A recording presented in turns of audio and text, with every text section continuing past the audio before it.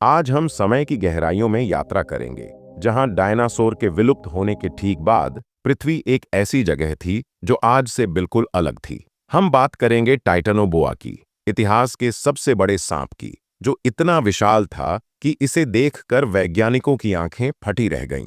यह कोई फिल्मी मॉन्स्टर नहीं था, बल्कि एक असली जीव था जो गर्मी, पानी और समय के द्वारा गढ़ा गया। इस वीडियो में हम जानेंगे कि कैसे यह सांप जीता, शिकार करता और आखिरकार विलुप्त हो गया। तो चलिए शुरू करते हैं इस रोमांचक कहानी को। सबसे पहले आइए जानते हैं इसकी खोज के बारे में। साल 2009 में कोलंबिया की सेरेजॉन कोयला खदान में खुदाई चल रही थी। वहां के मजदूर और वैज्ञानिक पुराने जीवाश्म निकाल रहे थे। अचानक उन्हें कुछ विशाल हड्डियां मिलीं। इतनी बड़ी कि पहले तो उन्हें लगा ये किसी मगरमच्छ की है, लेकिन जब जांच की गई तो पता चला कि ये रीढ़ की हड्डियां एक सांप की थीं। और वो सांप कोई साधारण नहीं था। इसे नाम दिया गया टाइटनोबोआ, मतलब टाइटन सांप। ये खदान एक पुरानी वर्षावन का हिस्सा थी, जहां 60 मिलियन साल पहले की पत्तियां, मछलियां, कछुए और अन्य जीव दबे हुए थे। कीचड़ और राख ने इन्हें संरक्षित रखा था, जैसे समय का एक कैप्सूल। इस खोज ने सांपों के आकार की सारी सीमाएं तोड़ दीं।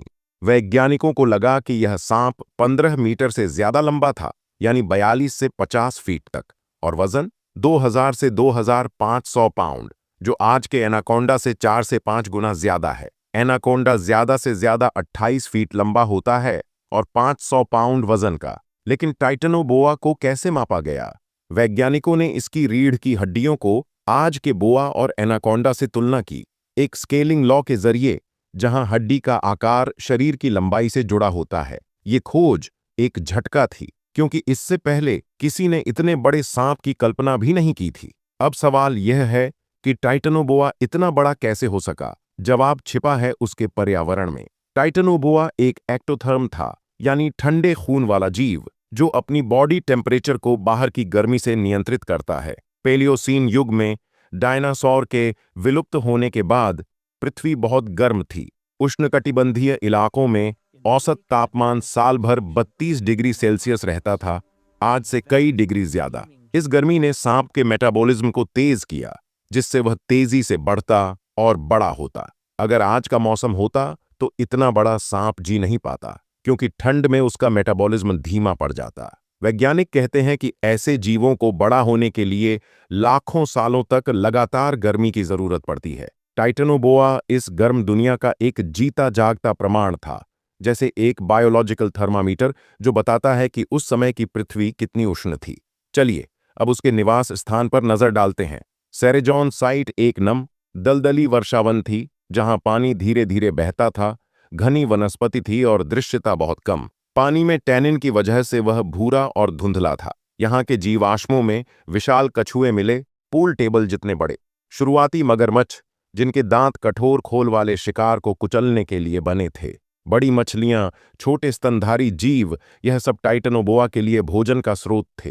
दलदल का पानी उसके भारी शरीर को सहारा देता था, जिससे वह आसानी से घूम सकता था। जमीन पर इतना बड़ा सांप मुश्किल से चल पाता, लेकिन पानी में वह राजा था। यह पर्यावरण उसके लिए परफेक्ट था। भरपूर शिकार, छिपने की जगह और लगातार गर्मी। कल्पना कीजिए, घने जंगल में, पानी के किनारे, जड़ों और पत्तियों के बीच छिपा एक विशाल सांप, जो शांत बैठा इंतजार कर रहा है। टाइटनोबोआ का शिकार करने का तरीका क्या था? यह कोई तेज दौड़ने वाला शिकारी नहीं था। जमीन पर वह धीमा होता, लेकिन पानी में वह एक घातक एम्बुश हंटर था, जैसे आज का मगरमच्छ। वह आधा डूबा हुआ दलदली पानी में लेटा रहता, जहां दृश्यता शून्य होती। उसका रंग और बनावट पानी और जड़ों से मिल जाती। घंटों, शायद दिनों तक वह बिना हिले डुले इंतजार करता। जब कोई बड़ा कछुआ, शुरुआती मगरमच्छ, बड़ी मछली या स्तनधारी जीव पास आता, तो वह बिजली की तेजी से हमला करता। उसके कुंडल इतने मजबूत थे कि 400 पीएसआई से ज्यादा दबाव डालते, यानी एक हाथी के वजन जितना। यह दबाव शिकार की पसलियां तोड़ देता या खून का बहाव रोक देता। फिर वह शिकार को निगलता, जो हफ्तों या महीनों तक पचता रहता। पानी इसमें मदद करता, गर्मी बनाए रखता, पाचन तेज करता और शरीर को सहारा देता। टाइटनोबोआ फिल्मों की तरह जंगल में दौड़ता नहीं था। वह पानी का राजा था, जो धैर्य से शिकार करता। उसके दांत पकड़ने के लिए थे, जहर नहीं। यह तरीका उसे लाखों साल तक राज करने देता। लेकिन हर कहानी का अंत होता है। टाइटनोबोआ का विलुप्त होना भी इसी तरह हुआ। पेलियोसीन के बाद पृथ्वी ठंडी होने लगी। वैश्विक तापमान कई डिग्री गिर गया। एक एक्टोथर्म के लिए यह मौत की घंटी थी। उसका मेटाबॉलिज्म धीमा पड़ गया, शिकार करना मुश्किल हो गया, पाचन रुक गया और बढ़ना बंद हो गया। पर्यावरण भी बदला। दलदल सूख गए, नदियां मौसमी हो गईं और भोजन श्रृंखला टूट गई। विशाल कछुए और मगरमच्छ विलुप्त हो गए। नए स्तनधारी जीव आए जो गर्म खून वाले थे और ज्यादा चुस्त। वे टाइटनोबोआ से बेहतर प्रतिस्पर्धा कर सकते थे। कोई शिकारी या बीमारी नहीं, सिर्फ जलवायु परिवर्तन ने उसे मिटा दिया। सिर्फ कुछ डिग्री की ठंड ने इस विशाल काय को हमेशा के लिए सोने पर मजबूर कर दिया। यह हमें सिखाता है कि जीवन कितना नाजुक है। पर्यावरण के बदलाव से कितनी आसानी से सब कुछ बदल सकता है। दोस्तों, टाइटनोबोआ की कहानी सिर्फ एक सांप की नहीं, बल्कि पृथ्वी के इतिहास की है। यह हमें बताती है कि गर्मी कैसे जीवों को विशाल बना सकती है और ठंड कैसे उन्हें मिटा सकती है।